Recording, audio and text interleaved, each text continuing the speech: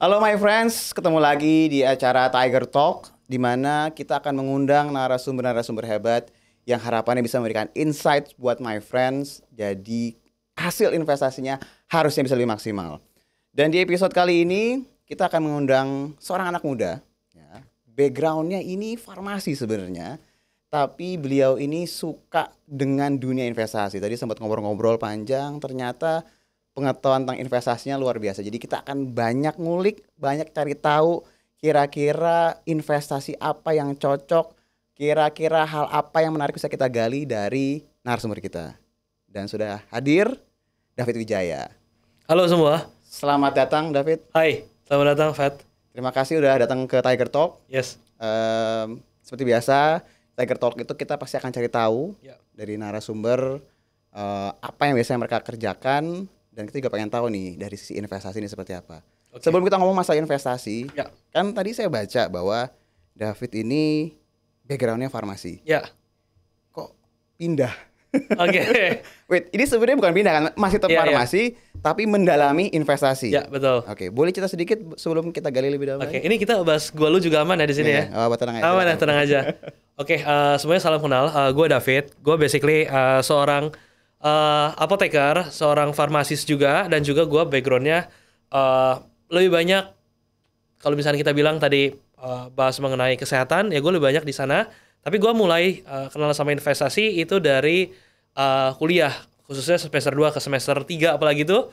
Gue punya guru orang yang menginfluence gue, apalagi itu namanya Bang Roy. Dia banyak kasih insight ke gue mengenai saham, apalagi itu yang tadi gue cerita juga sebetulnya ketika dulu dia bisa lipat gandain uang lah kayak gitu kan. Dia jago kayak gitu kan di situ. Terus habis itu gue juga penasaran kan.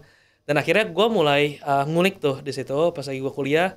Apalagi zaman dulu kan duit nggak banyak ya kayak gitu. Ya kita pasti berpikir kan gimana caranya nyari duit yang banyak kayak gitu. Nah, dari situ gue akhirnya tertarik sama saham karena ini bukan bicara soal angka aja, tapi ini soal gimana caranya duit lu tuh bisa bekerja buat lu.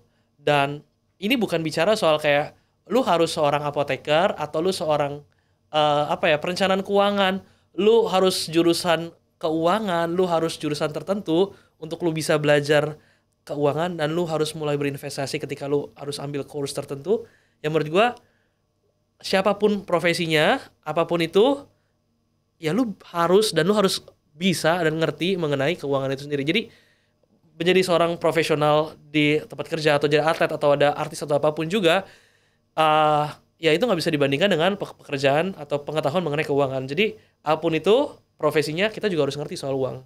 Gitu. Dan di poin gue akhirnya gue juga mulai tuh belajar dan ngerti soal uang ya karena terpaksa kayak gitu kan, kebutuhan gitu, dan tahu bahwa ini jadi salah satu solusi banyak orang-orang miliarder triliuner kayak gitu yang bisa ngelipat gandaan kekayaannya mereka di sana. Oke, jadi ngambil kuliahnya jurusannya farmasi. Ya. Jadi apoteker. Yes. Tapi sambil kuliah di semester 2-3 udah cobain invest. Itu pun karena ketemu orang yang pas ya, yang gue ketemu yang mentor ngajarin gua. ya. Betul. Dan kalau misalnya kan sebenarnya kalau dibilang tadi bagus ya, maksudnya bilang berarti kan sebenarnya semua orang background apapun sebenarnya bisa kan ya. Yeah. Dan kalau seandainya belajarnya itu benar dan emang kebetulan dapet gurunya pas, itu akhirnya ngedorong untuk lebih serius lagi. Betul. Berarti dari awal semester 2, semester 3 itu udah mulai serius tuh berarti di dunia investasi? Ya, sebetulnya kalau gue bilang gimana caranya kita pas lagi kuliah kan cari uang lah sebanyak-banyaknya. Dan dulu kalau misalkan dibilang serius, gue ngerasanya gue cukup excited ya. Apalagi kayak lu zaman anak muda, lu buru-buru kayak dapet informasi mengenai saham, dan itu sesuatu yang keren. Zaman 2014, 2015 itu kan sesuatu yang gak banyak orang tahu, gak seheboh sekarang gitu kan. Sosmednya belum kayak sekarang. Sosmednya belum sampai sekarang kayak gitu kan. Dulu mungkin orang-orang yang ini ya udah fresh grad mungkin baru udah ngerti kayak gitu kan. Kayak gitu. Cuman kuliah jarang banget kayak gitu. Nah gue pas lagi itu kenal sama itu, gue ngerasa bahwa gila, ternyata yang serunya tuh bukan karena bukan karena uang kita nambah doang, tapi kita belajar basic mengenai perusahaan. Karena kan kita bahas saham kan, ini kan bahas mengenai, kita tahu bahwa yang kita masukin atau yang kita investasi uangnya ke dalam sana adalah sebuah perusahaan yang memang punya manajemen, ya kan, yang menghasilkan profit kayak gitu, yang punya produk-produk yang kita kenal sehari-hari. Nah di situ akhirnya kayak gue ngerasa ini sesuatu hal yang menarik karena gue bisa tahu produknya, gue bisa tahu belajar laporan keuangannya lebih dalam lagi kayak gitu kan. Dan apa ya, ini ada di kehidupan sehari-hari.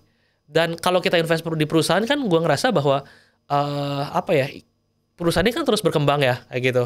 Dan ya pasti marginnya juga bertambah kayak gitu kan. Kalau misalnya perusahaannya bagus ya uang kita juga harusnya bakal naik dong dengan capital gain kayak gitu kan, atau enggak dengan dividen yang nanti dapat. Terus habis itu juga gue di situ belajar juga kalau misalkan investasi juga kalau modal dikit kan ya nggak jadi apa-apa ya kayak gitu kan. Nggak kerasa maksudnya. Ya tapi menurut gue bukan berarti ketika lu mahasiswa lu nggak boleh investasi saham itu. Jadi mau usia berapapun menurut gue yang penting lu belajar, lu ngerti dulu ya kan. Habis itu lu investasi, nggak peduli lu mau harus punya duit banyak seberapa banyak kayak gitu kan. Even mau mulai dari kayak gue misalkan modal 2 juta dulu kayak gitu. Awalnya titip temen dulu kan kayak gitu. Tapi akhirnya di situ jadi aware gitu. Oh, ternyata baca laporan tuh seseru ini loh gitu. Menurut gue seru kayak gitu. Kenapa? Karena gue ngeliat gila nih uang angkanya banyak banget gitu kan. Gila angka. Gue akhirnya manifest kayak gitu kan, lihat kayak gila ini lu punya perusahaan yang profitnya kayak ratusan miliar kayak gitu kan, atau triliunan, itu kan sesuatu yang angka yang besar. Dan akhirnya kayak oh ternyata begini ya kayak gitu sistem pencatatan perusahaan-perusahaan yang besar kayak gitu. Oh labanya segini ya kalau banks itu begini ya DER-nya kayak gitu kan, atau book value-nya seperti ini normal, atau earning ratio-nya seperti ini kayak gitu. Jadi disitu akhirnya gue mulai ngerti bahwa ini tuh bukan sekedar kita berharap oke, kita masukin misalkan sekian X kayak gitu, akhirnya nanti tahun depan jadi berapa kayak gitu. Tapi lebih ke arah oke, gue berinvestasi pada perusahaan dan gue ngerti bahwa perusahaan ini bergerak dan perusahaan ini punya strategi-strategi tertentu untuk mengerjakan usahanya, dan juga pasti ada persaingan-persaingan kita juga bisa melihat kayak gitu kan. Terus mulai tuh di technical juga kayak gitu. Gue juga akhirnya tadi kalau misalkan di investasi nggak banyak ya uangnya, akhirnya juga mulai belajar trading kayak gitu.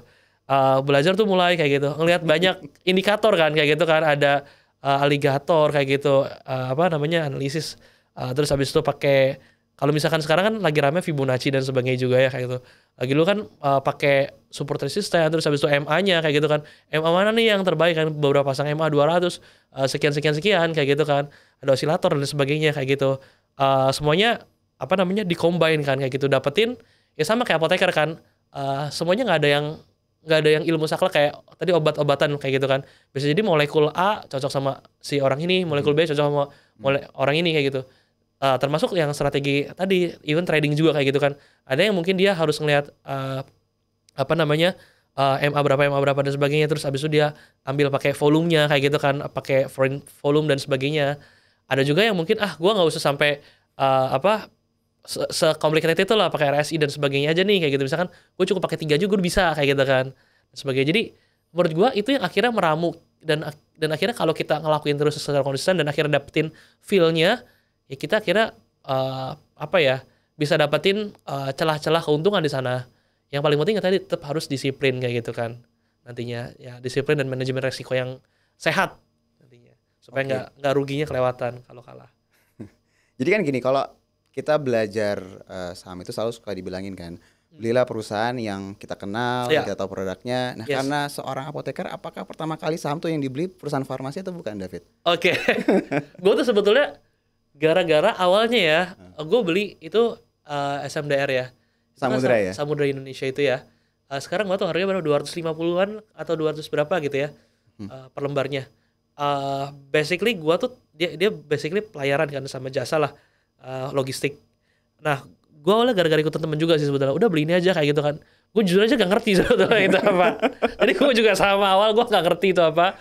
Tapi gue ngeliat bahwa industri gak tau ya, pas lagi zaman itu ya kayak gue ngeliat ini perusahaan punya potensi kayak gitu. Tapi gue gak ngerti, maksudnya itu kan sesuatu yang kayak dia tuh bagus, tapi gue gak bisa mendistribusikan itu tuh bagus apa. Menurut gue itu salah ya. Kayak gitu kan.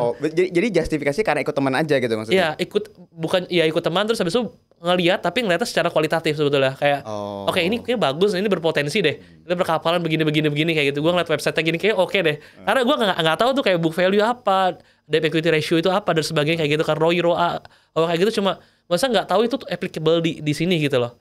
Nah akhirnya masukin kayak gitu kan, 1-2 bulan kayak gitu naik berapa persen, akhirnya gue jual kan kayak gitu, lumayan ya dapat untung kan kayak gitu.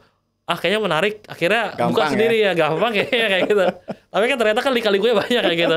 Sampai akhirnya gue kayak beli kan saham Bakri Group kayak gitu kan, ada lah kayak gitu salah satunya. Gue kira nyangkut tuh kayak gitu kan. Cuman ya masukinnya dikit kayak gitu kan. Terus habis itu dikasih tahu kan sama yang tadi mentor gue juga, ngapain beli di sini kayak gitu kan, nyangkut kan. Tapi akhirnya bisa cepat keluar juga kan kayak gitu dalam beberapa ya 3-4 minggu lah kayak gitu kan. Pas lagi di angka 50 kan begitu kan. Kalau sekarang kan udah ada papan ini ya, papan sekundernya juga. Jadi yang dulu kan 50 ke suspend ya, akhirnya gue tahan tuh di situ kan. Terus ya belajar dari situ, poinnya balik lagi ke Aisyah, nanti yang tadi kita bahas lah ya, nanti kita cerita lagi tuh. Oke, berarti ada satu saham yang masih membekas berarti ya. Iya. Jadi sebenarnya setiap orang pasti ada titik di mana wah ini yang bikin mungkin stres atau pas lagi learning prosesnya lah ya pasti ya. Dan itu enjoy banget kan, jadi kayak itu akan diingat-ingat kayak gitu, even 10 tahun yang lalu gue masih ingat kayak gitu. Gila, tapi ya gue bersyukur kayak gitu kan, karena saham-saham itu gue akhirnya belajar kayak gitu.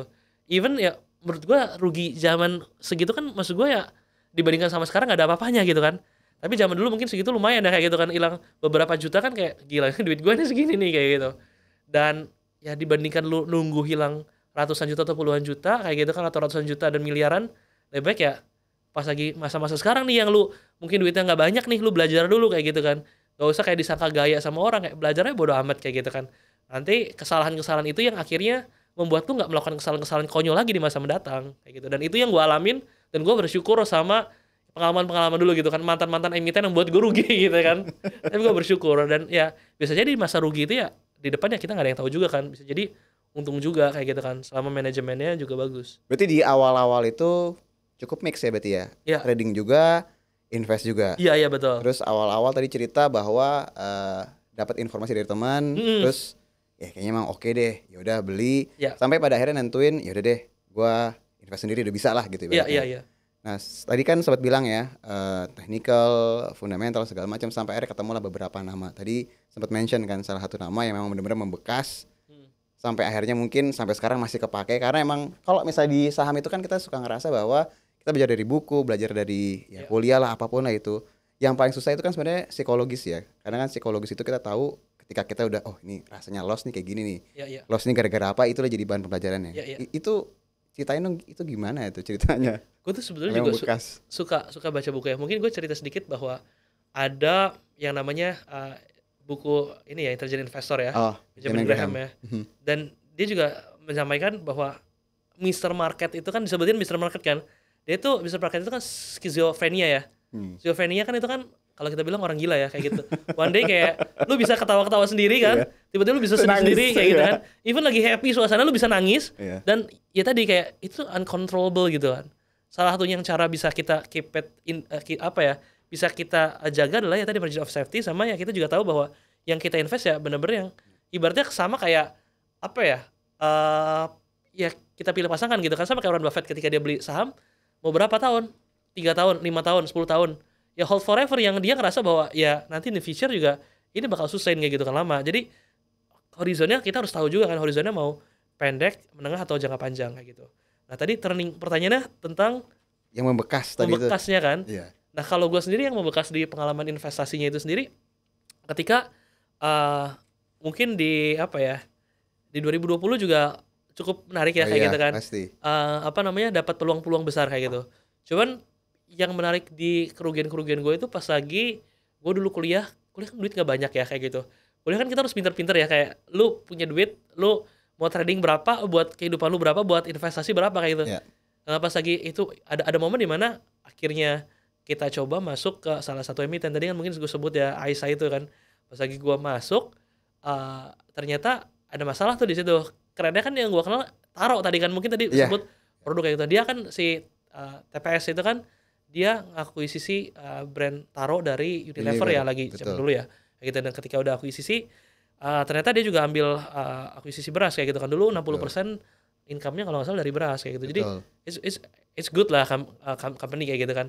Ada momen di mana gue masih ingat banget, apalagi itu zaman-zaman ada apalagi itu banyak banget yang cerita kayak gitu sharing kalau misalkan ini sahamnya bagus, terus kalau misalkan turun tuh kita beli lagi kayak gitu kan. Nah gue juga analisnya gue nggak mendalam banget gitu kan bahwa itu sahamnya bagus atau enggak kayak gitu. Jadi tadi definisi bagus atau enggaknya kan benar-benar kita harus kulitin banget gitu. Kadang orang lain bilang itu bagus kayak gitu, ya jangan kita percaya aja kan. Kita harus benar-benar cross check dengan baik kayak gitu. Nah ketika gue dibilang ini bagus kayak gitu, gue ngelihat gue coba masuk, tiba-tiba turun nih. Gue beli deh, gue masukin lagi kayak average gitu kan. down berarti. Average down ya. Turun lagi average down. Gue turun lagi average down. Kayak berarti turun nih kayaknya nih. Terus akhirnya kayak gue ngobrol gitu kan sama mentor gue, bla bla bla, kita lihat kayak wah ini gak beres nih kayak gitu kan. Isu-isunya beritanya lagi nggak oke juga kayak gitu. Ya udah gue cut loss saat itu juga. Nah, abis Semuanya? Iya si Aisyah ini kan kayak. Okay. Gue akhirnya ya udah gue keluar kayak gitu saat itu juga kayak gitu. Dan paling penting tadi si manajemen, ya kemarin kan yang di 2020 juga yang sempat ada heboh-heboh itu kan kayak kira dirombak semuanya, dibenerin kayak gitu kan. Ya itu kan culture yang benar-benar mungkin udah ke habit yang sebelumnya kayak gitu. Dan menurut gua itu jadi pembelajaran buat kita bahwa ternyata ada banyak faktor kayak gitu kan yang mempengaruhi, bisa jadi mungkin book value atau earning ratio-nya bagus tapi ternyata di dalamnya manajemennya juga buruk, bisa memasukkan. Itu kan suatu hal yang mengerikan kayak gitu kan, manipulasi data dan sebagainya, data perusahaan dan apapun kayak gitu. Nah itu yang jadi akhirnya membekas bahwa oh ternyata apa yang disampaikan di media sosial ataupun dari orang-orang jangan diterima setengahnya aja, mentah-mentah aja, tapi kayak benar-benar kita harus ngerasain sendiri, dalamin sendiri kayak gitu. Jadi kita kira bisa tahu bahwa oh nasihat ini tuh kita praktekin di mana nih kayak gitu. Average down ini tuh di mana nih? Apakah saham-saham yang kita juga nggak ragu-ragu atau apa kayak gitu kan? Kayak gitu. Dan maksudnya yang membedakan kita spekulan ini sebetulnya menarik banget ya. Pak Benjamin Graham juga di bukunya juga bilang kan ada 3 hal kayak gitu kan yang menentukan bahwa si apa yang kita investasi itu tuh bukanlah sebuah judi kayak gitu kan. Nah, yang pertama yang teman-teman harus ngerti kan sebetulnya kita fucking know about this emiten gitu kan, this product kayak gitu kan, apakah this company itu ibaratnya dari cash flow-nya seperti apa, dapat dari mana, jasanya apa, kompetitornya apa dan sebagainya. Kita benar-benar harus tahu banget gitu loh, bukan sekedar kita asumsi doang kayak gitu kan. Terus yang kedua yang gak kalah pentingnya ya kita harus bisa meminimalkan resiko yang kita juga akan alami gitu kan. Kita harus tahu kayak gitu, bukan sekedar kita asumsi saja gitu. Dan pastinya juga ya punya keuntungan atau return yang jelas kayak gitu kan, yang bisa kita ukur gitu. Jadi gue ngerasa ketika kita harus tahu produknya atau company-nya ya, bukan sekedar ya cuma tahu di luar doang kayak gitu. Kadang orang lain bilang kayak gue tahu, gue ngerti, tapi apakah lu benar-benar ngerti itu gitu loh. Nah itu yang penting kan kayak gitu. Jadi yang susah memang emiten Indonesia kan ada ratusan ya. Kemarin juga sempat gue singgung juga kayak ini terlalu besar gitu kan, terlalu banyak dan terlalu gampang banget gitu kan emiten bisa masuk kayak gitu. Dan menurut gue juga BI juga udah banyak yang dapat inputan dan akhirnya juga akan memperketat hal tersebut kayak gitu. Kemarin kan omset yang yang kecil-kecil kayak gitu bisa masuk di situ kan agak lucu gitu ya. Cuman poinnya yang kasih ini kan market ya. Jadi karena korban kayak gitu. Jadi maksudnya gimana caranya kita harus memahami itu ya, mulai dulu nih, ngerti dulu bahwa produknya paham, dan juga kalau misalkan memang belum ngerti ya belajar dulu, jangan sosok ngerti kayak gitu. Tadi beberapa kali kan bilang ya masalah belajar. Kan ketika kejadian itu benar-benar ngerubah keseluruhan. Ya. Metode melihat perusahaan tuh sekarang jadi seperti apa nih David? Kan kalau misalnya dulu oke, gue tau produknya, ya oke lah perusahaannya sehat gitu misalnya. Terus kalau misalnya ada berita buruk, gue harus ngapain? Nah, semenjak kejadian itu, apalagi yang lo lihat sampai benar-benar oke, gue yakin ini perusahaan bagus. Ya. Nah proses pembelajaran kan menurut gue ini ya apa ya? Panjang dan menyakitkan ya. Panjang dan menyakitkan kayak gitu kan. Menyakitkan, dan menurut gue even di banyak buku kayak gitu ya. Banyak buku juga akhirnya ada banyak edisi-edisi terbarunya kayak gitu, atau ada apa ya, pembaharuan dari buku-buku sebelumnya kayak gitu, karena lihat bahwa ada metode-metode yang mungkin belum relevan kayak gitu kan. Yang tadi kita bilang kan kayak Intelligent Investor, ada juga beberapa revisi even pas lagi Benjamin Graham masih ada kayak gitu kan. Atau mana sekarang apakah itu relevan atau enggak di kehidupan sekarang juga ya kan, kita bisa lihat kayak gitu di Indonesia di tahun lalu banyak di Dominesta ditolong ya kan, IHSG ditolong sama saham-saham Kongolo kayak gitu kan. Kayak gitu yang cukup membantu. Nah kalau misalnya kita lihat dari sisi apa ya, pembelajaran yang gue alamin di dunia investasi sekarang, yang pertama sebetulnya kita harus ngerti itu kan basic-basic dasar fundamental. Itu paling penting adalah kita bisa ngelihat komparasi dari, contohnya gini, kita mau beli banks gitu kan, kita harus ngelihat komparasi book value atau earning ratio, ROE, dan sebagainya itu kan dibandingkan dengan sektor yang sama, banksnya juga kan kayak gitu. Kan banks juga kan ada bukunya 1234. ya 1234 kayak gitu kan. Jadi kita juga harus sesuaikan kayak gitu kan. Ketika dia mau naik buku kayak gitu kan, modalnya ketika bertambah, ya kita kan bisa ngeliat nih, ketika dia mau naik berarti contohnya kayak kemarin nih holding yang syariah kayak gitu kan. Itu kan bersyukur juga tuh, itu juga hal tuh yang beggar ya, apalagi itu kayak bersyukur dapat momentum juga. Nah, kita kan harus ngeliat juga ketika dia mau holding kayak gitu, artinya kan modalnya kan nambah besar. Modal nambah besar berarti kan dia kan naik kelas kayak gitu, naik buku, dan ketika naik otomatis kan harga wajarnya berapa kayak gitu. Jadi maksudnya ketika kita ngelihat perbandingan ROI dan sebagainya, bukan lagi dibandingkan kayak ini bank sama apa gitu kan. Jadi coba bandingkan juga dengan industri yang sama kayak gitu. Itu yang pertama ketika ngelihat fundamental berdasarkan kategori kayak gitu. Sekarang banyak apps juga yang gampangnya untuk bisa ngelihat kayak gitu. Yang kedua, sebetulnya kita bisa belajar dari manajemen kayak gitu. Di sini sosial media tuh gampang ya untuk kita track kayak gitu. Gimana profil manajemennya seperti apa. Yeah. Terus abis itu confidential si owner perusahaannya ketika dia mau beli atau nambah sahamnya atau enggak kayak gitu kan, kayak contohnya tadi kita bahas salah satunya yang BCA itu ya, dia akhirnya nambah sahamnya, dia beli lagi kayak gitu kepemilikannya. Artinya kan dia confident sama perusahaan tersebut kayak gitu kan, bahwa ini bakal kedepannya bakal grow kayak gitu.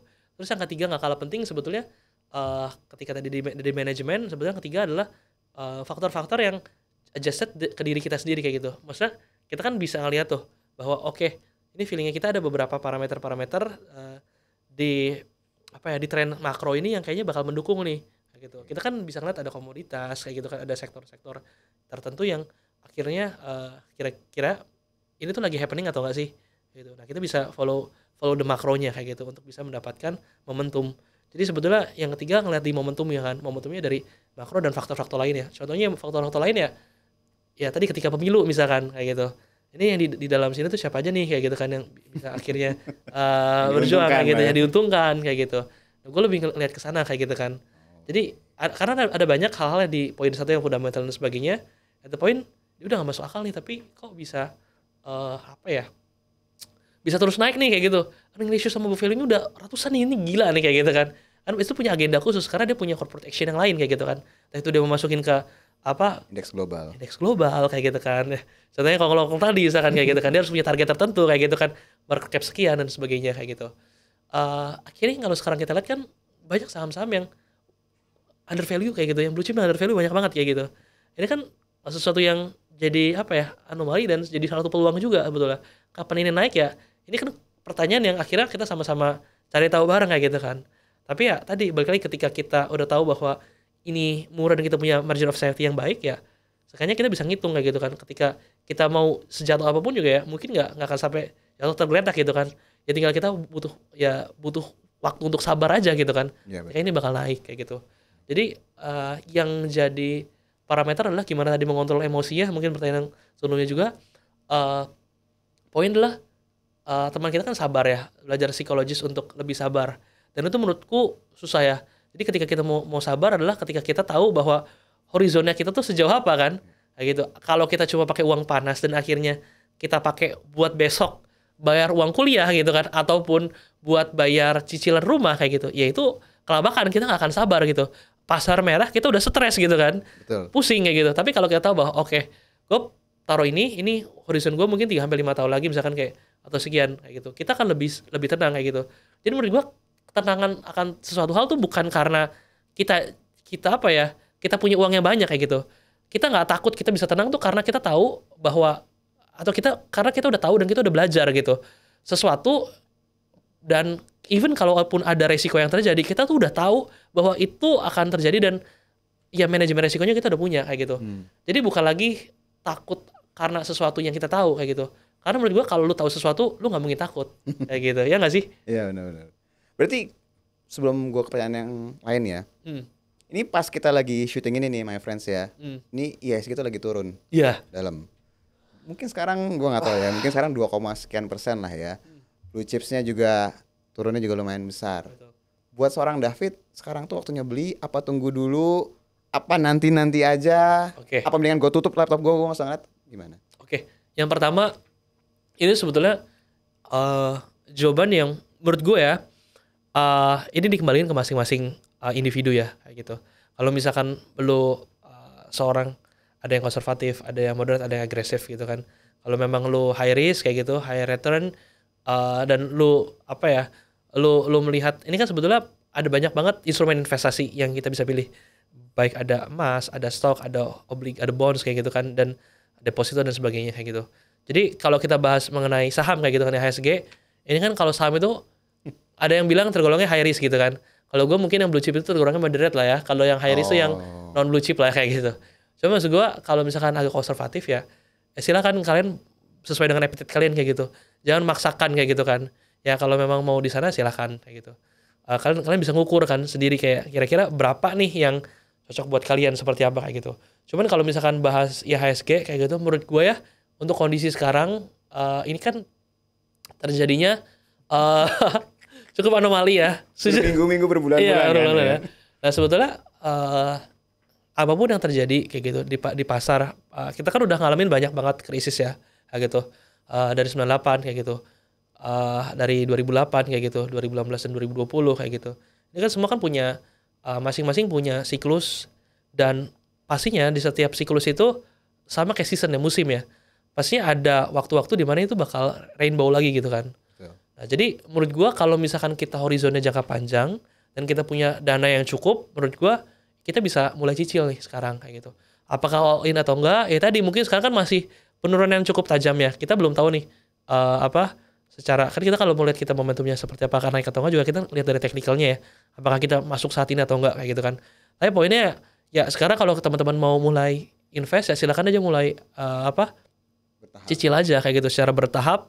Dan kalau kalian ngerti kayak gitu dengan apa yang mau kalian invest. Kalau kalian nggak ngerti apa yang kalian invest juga jadi konyol gitu kan. Ujungnya kalau misalkan terus merah kayak gitu kan rugi terus ya deg-degan gitu kan, nggak bisa tidur kan, nyalain kita kan nggak mungkin gitu kan. Kayak gitu. Jadi ya teman-teman harus tahu juga bahwa yang kalian invest adalah ini keputusan kalian. Kalian masukin uang ke sini adalah ya itu sesuatu hal yang memang jadi pertanggungjawaban masing-masing individu.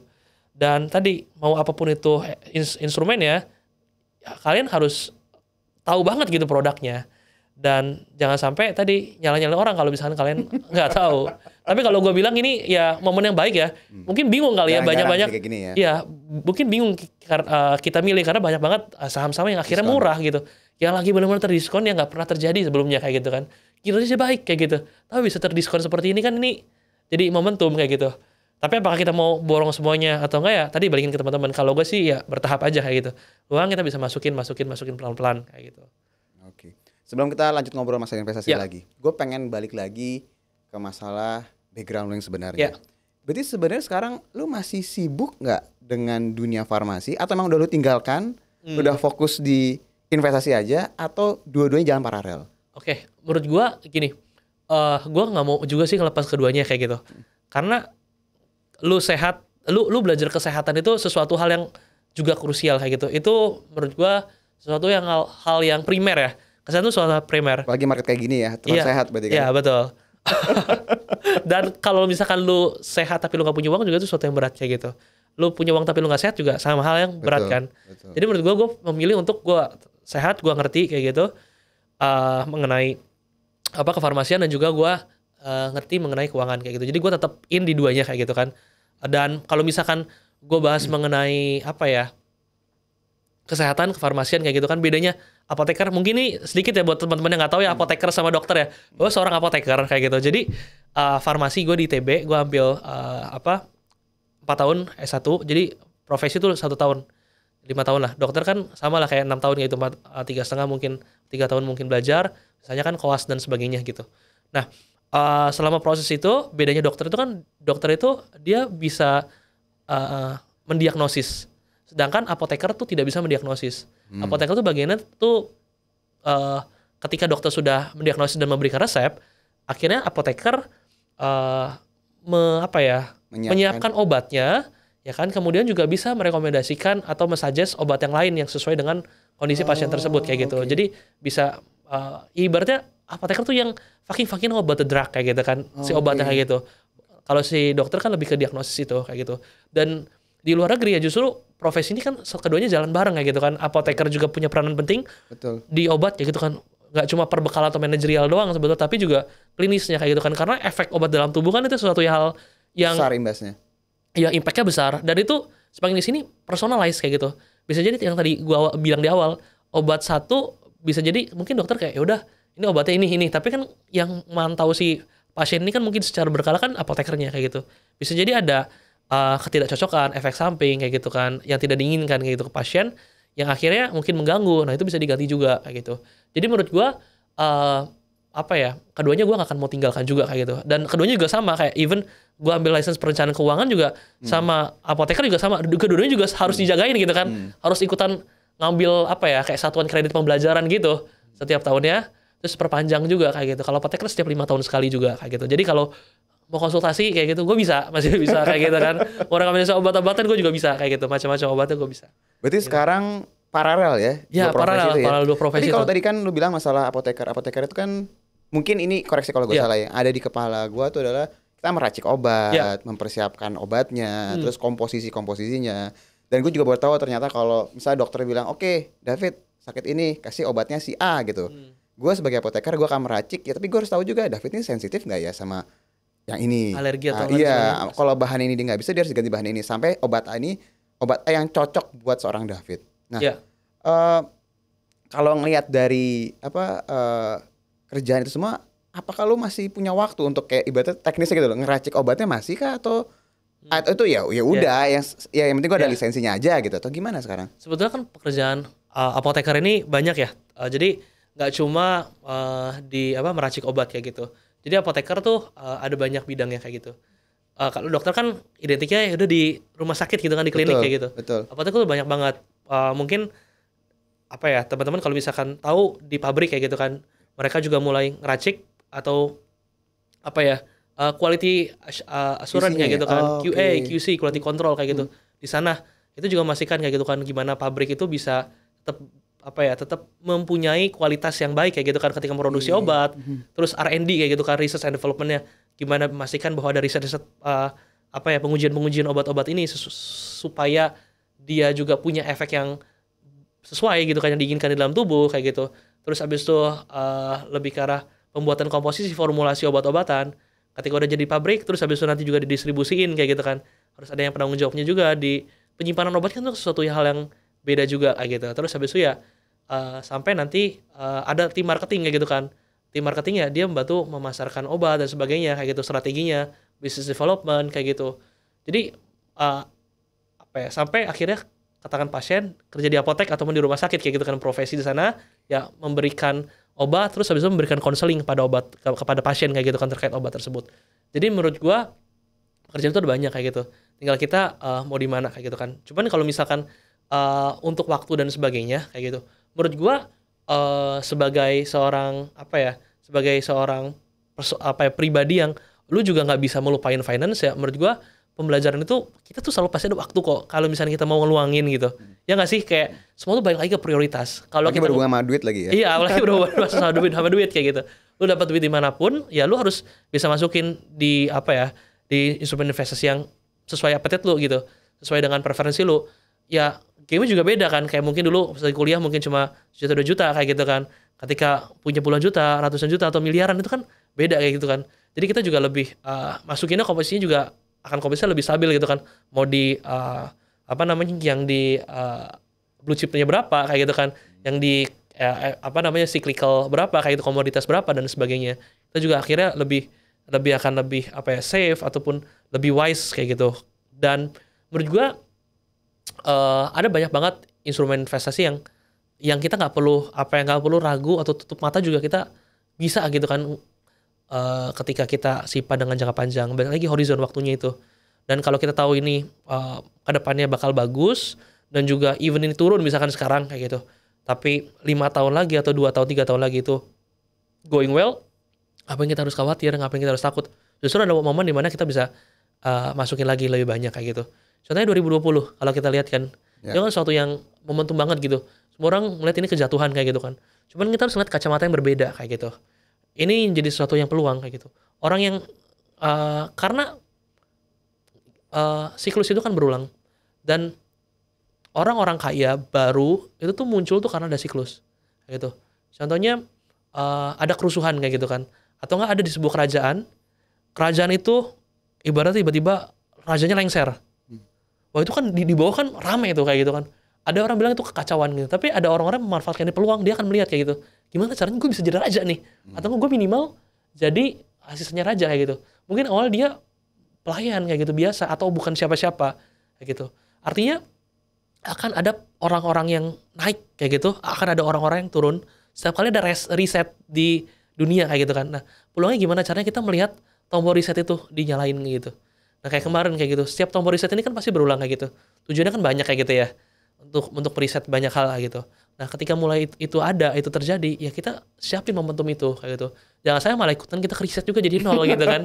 Nah, itu yang susah kan. Jadi makanya kenapa banyak yang siapin mungkin emas atau dolar ya mungkin salah satunya itu kayak gitu. Tapi tadi gamenya ya mau dapetin yang lebih banyak ya di pasar modal Indonesia ini yang waduh itu udah asik banget kayak gitu kan. Kalau misalkan kayak Hong juga kan dia cerita gitu kan bahwa ya dia tinggal tidur tapi asetnya bekerja kayak gitu kan. Bu Sri Mulyani juga sampaikan orang di Indonesia ya sama di luar negeri beda. Kalau di sini kan kita yang bekerja terus gitu kan. Kalau di luar negeri ya asetnya uangnya bekerja buat kita kayak gitu. Nah, kita harus berusaha kayak gitu. Orang-orang yang melakukan itu ya kenapa kita nggak berusaha untuk berpikir seperti itu? Berpikir bukan cuma jangka pendek. Berpikir bukan cuma untuk gambling doang kayak gitu. Ya tadi gambling itu kan benar atau salah gitu kan. Kayak itu di saat itu juga kayak gitu kan. Ini 5 menit lagi dia bakal atau enggak ya tadi ya ibaratnya kayak main ini ya. Main tebak-tebakan kayak gitu kan, itu berbahaya kayak gitu, berjudi dan sebagainya. Cuman yang kita lakukan kan memang berinvestasi. Nah, jangan sampai investasi kita seperti judi aja, itu aja. Dan kalau kita horizonnya panjang, ya kita harus punya faith di sana.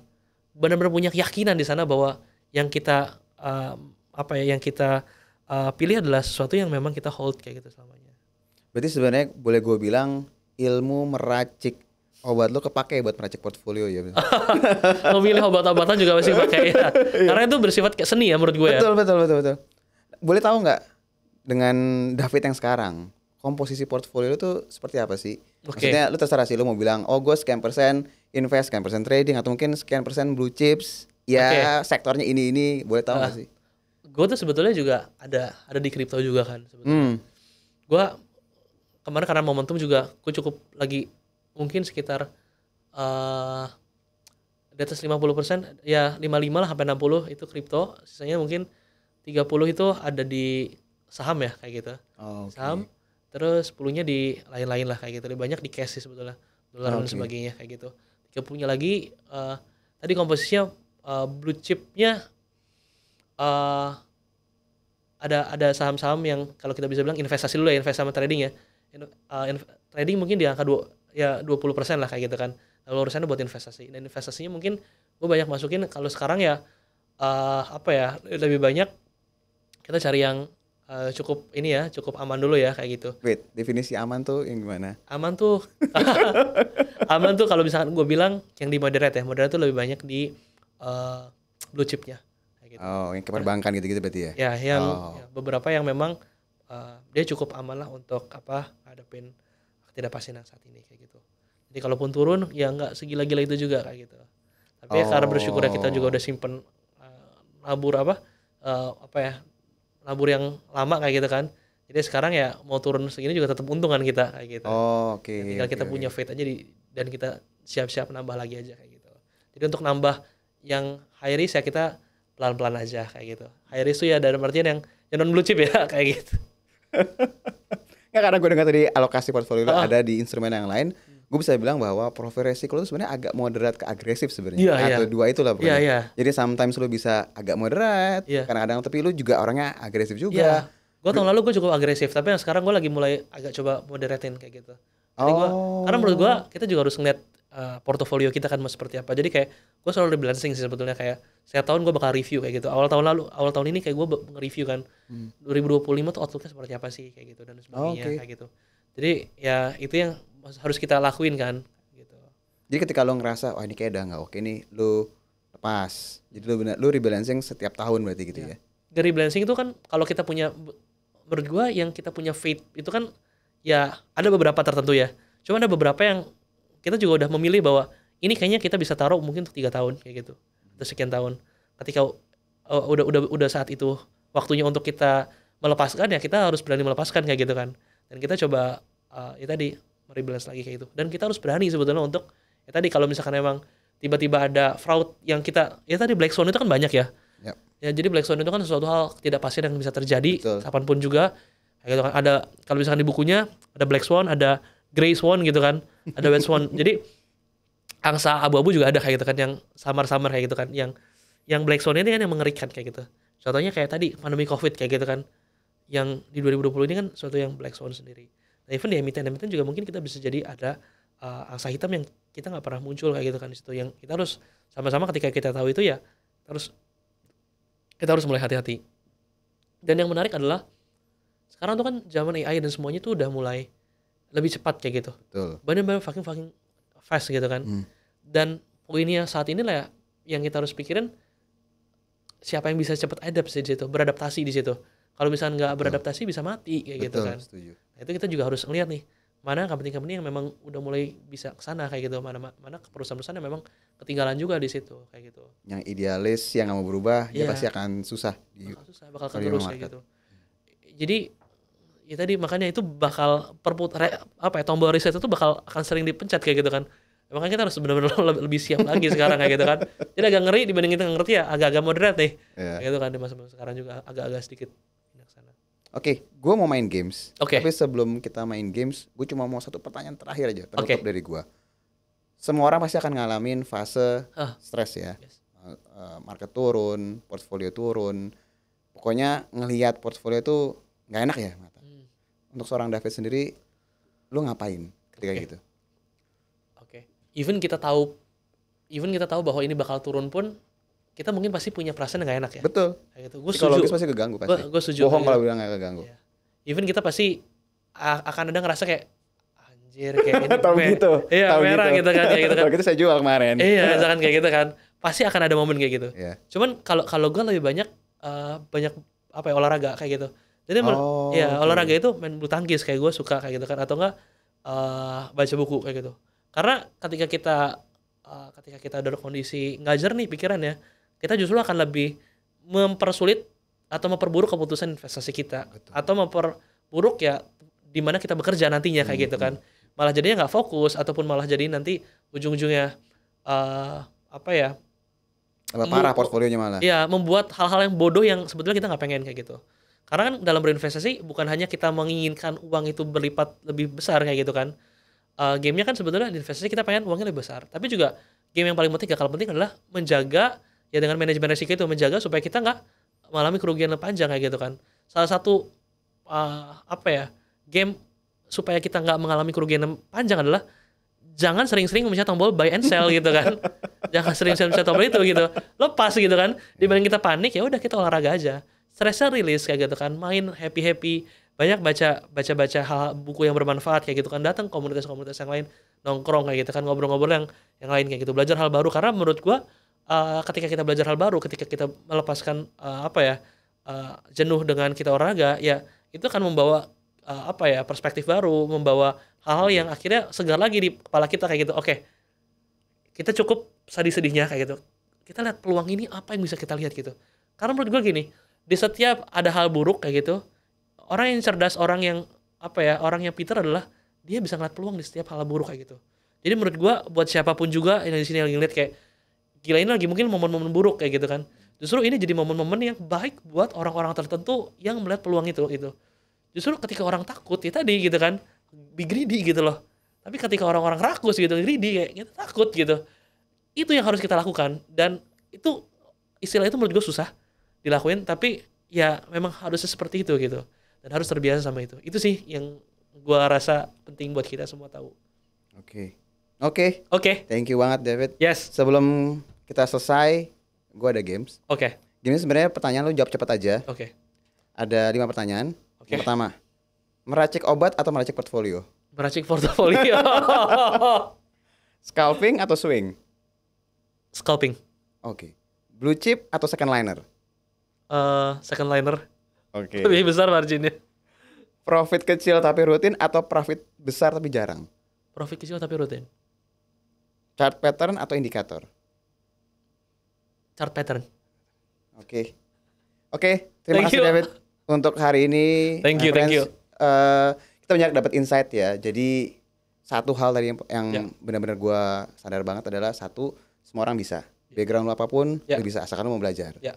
Terus yang kedua, tadi yang kalau misalnya gue lihat adalah setiap lu melakukan kesalahan itu sebenarnya adalah pelajaran terbaik ya. Yes. Justru itu sebenarnya akan membuat investasi lo akan baik ke depannya. Jadi kalau misalnya sekarang my friends lagi ngerasa, aduh portfolio gue lagi jelek banget, gue lagi stres banget, berarti sebenarnya itu lagi dalam tahap learning process ya. Dan ketika kita bisa ngelakuin itu, harusnya hasil investasinya akan lebih maksimal ke depannya. Setuju. Dan kalau lagi stres, lari aja. Atau lakuin sesuatu yang halnya positif, Ya. yang pada akhirnya bisa ngembaliin mood lagi, Ya. dan pada akhirnya lu bisa ngambil keputusan yang lebih bagus lagi. Betul. Oke, saya rasa cukup ya my friends untuk hari ini. Terima kasih banyak David. Thank you. Udah mau datang di tengah kesibukannya. Kita akan ketemu lagi nanti di episode-episode selanjutnya. Tetap tontonin terus Tiger Talk. Kalau seandainya my friends ada ide yang lain atau mungkin dan tamu siapa yang mau kita undang, tinggal tulis aja di kolom komentar ya. Jangan lupa like, subscribe, dan share YouTube kita. Sampai ketemu. Yuk.